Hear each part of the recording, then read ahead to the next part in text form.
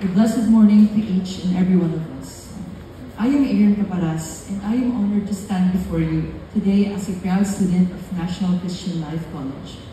But before all, I would like to express my heartfelt gratitude for our school directress, Dr. Leticia Ferriol, Ma'am Kirsten Ferriol, our school supervisor, our ever-dynamic and loving principal, Ms. Reza Castaño, and to the whole faculty staff of the National Christian Life College High School Department. The story of my life is a tale of highs and lows, of self-discovery and transformation, of resilience and growth. As I share my story of being a student, a son, and a brother, I am filled with gratitude for the triumphs and opportunities that have shaped me into the person I am today. I want to share with you some of the most memorable moments and transformative experiences that have shaped my journey in this school, whether it was through the challenges I faced or the triumphs I celebrated. Each step has been a testament to the supportive and enriching environment that NCLC provides. From the moment I first walked through the doors of my classroom way back in 2015, I knew that I was stepping into a place where students are nurtured to be the best of themselves. There were no outcasts, everyone was friendly, and you can truly feel the genuine love the teacher has for their students. And because of this, I was able to get through my elementary days, where my intellectual capabilities were evident and confidence stood out as my greatest strength. And interestingly, I found myself venturing into various competitions like declamation contests, spoken word poetry, and theatrical performances, while consistently earning silver and gold medals. My participation in these extracurriculars has become the foundation of articulating my thoughts when I joined the Division School's press conference in 2019 in journalism, which paved the way for me to enter the regional school's press conference. Although I didn't get to advance any further, I acknowledged that other students outperformed me.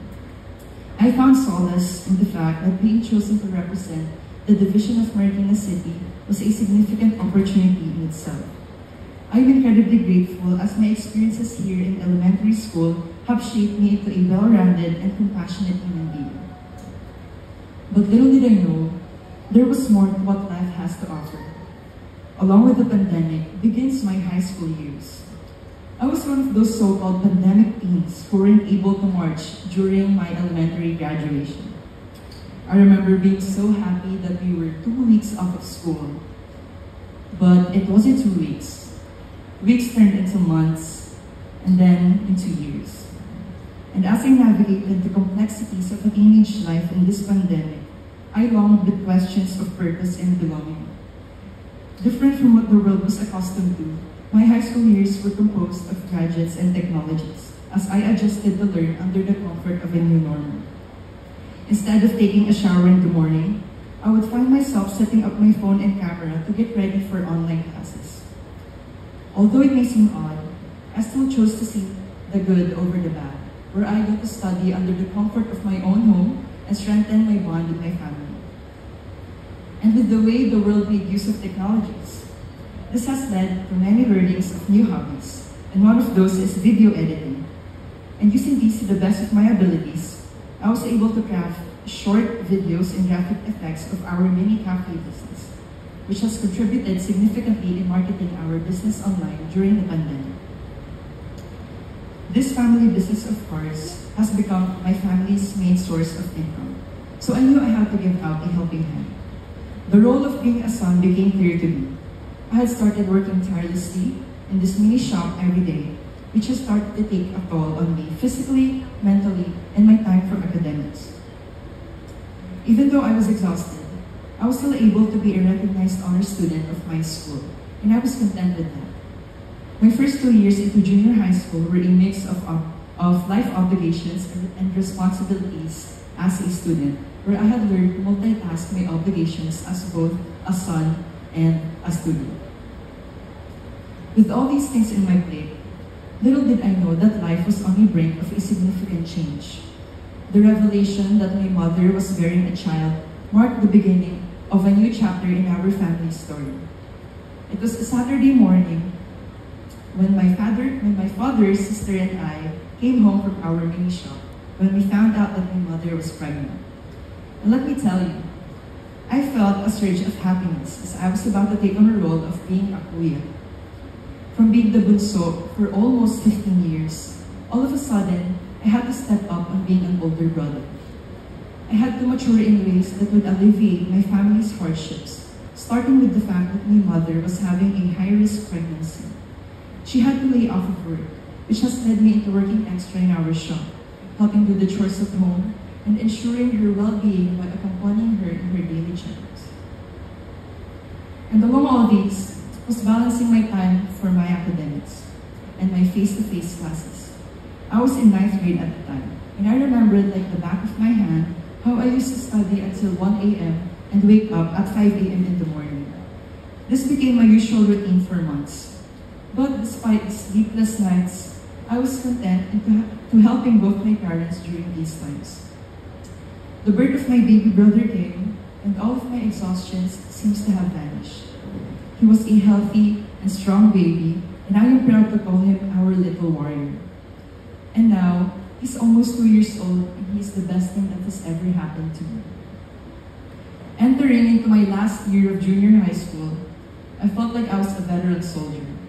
Having to endure all of these challenges has prepared me to what grade 10 would have to offer. This year marks a significant milestone for me. It's the culmination of years of hard work, growth, and learning. One of the first and most meaningful accomplishments of this year was being elected as the Vice President of the junior high school. I remember that before the elections took place, I had heard countless of backlashes saying na, suki naman yan ng mga party list. Or in other words, a regular candidate of a party list. That is because this year was my 3rd year of joining the student council, and I wasn't able to secure a spot in the last 2 years. But despite being doubted by people, I found strength in myself. On my last year of joining the Supreme Secondary Learner Government, I won and was elected as the Vice President of the Junior High School Department. I firmly believe that when the time is right, God will give it to you.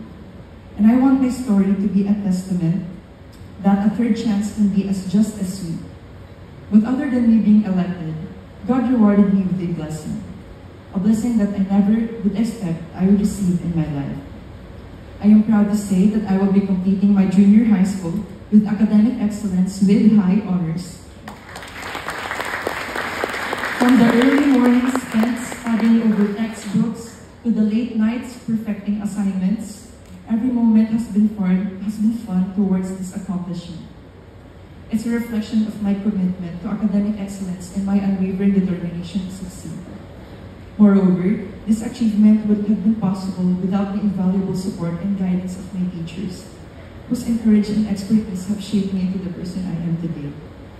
I am also immensely grateful for the unwavering support of my family and my friends, who have stood me by every step of the way, providing encouragement and motivation when I needed it most. And above all, thank you, God.